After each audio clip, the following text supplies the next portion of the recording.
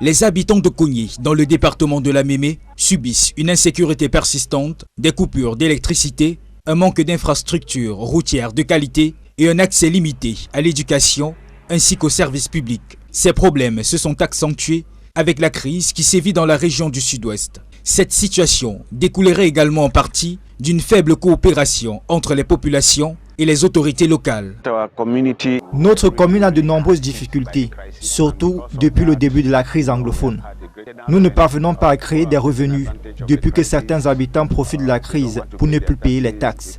Plusieurs travailleurs n'ont pas été payés depuis plusieurs mois et de nombreux projets ne peuvent pas être réalisés.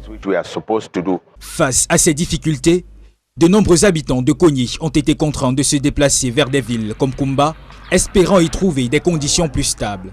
Dans cet environnement tendu, le bureau du conciliateur public indépendant vient d'organiser une rencontre avec la communauté locale pour instaurer une collaboration entre les habitants et les autorités. Nous ne pouvons pas rester à Bouya et recueillir les préoccupations des populations qui sont à Kogné et à Kumba 3, raison pour laquelle Madame le Public Independent Conciliator a estimé utile de se rapprocher de la base pour recueillir leurs préoccupations, enregistrer leurs aspirations et voir dans quelle mesure avec les autorités municipales, répondre à ces attentes. Fondjou Bernard a tenu à rappeler l'importance de l'engagement des populations dans l'amélioration de la vie quotidienne de la commune de Kogné. Nous ne travaillons pas sans eux, nous travaillons avec eux. Nous nous mettons ensemble en synergie pour voir de quelle manière mieux répondre aux attentes et améliorer le quotidien de ces populations. Seule la conjugaison de ces efforts, selon le conciliateur public indépendant, pourrait aider à sortir cette localité du sous-développement ambiant et de l'insécurité.